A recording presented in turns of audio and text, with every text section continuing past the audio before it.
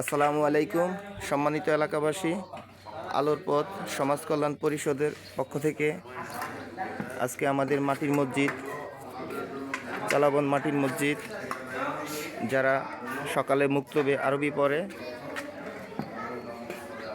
আমাদের আলোর পথ সমাজ কল্যাণ পরিষদের পক্ষ থেকে তাদেরকে আজকে আমরা একবেলা সকালের নাস্তা হিসাবে ভাত খাওয়াইতেছি। আপনারা সবাই দোয়া করবেন। এই উপলক্ষে এখন একটু দোয়া পাঠ করা হইতেছে।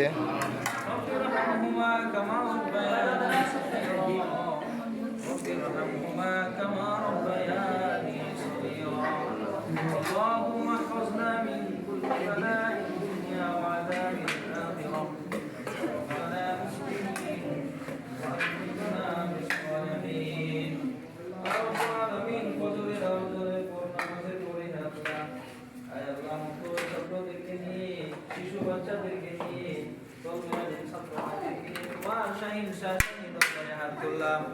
মেহেরবানি করে আমাদের মুনাজাতকে কবুল আর মঞ্জুর করিয়া নাও।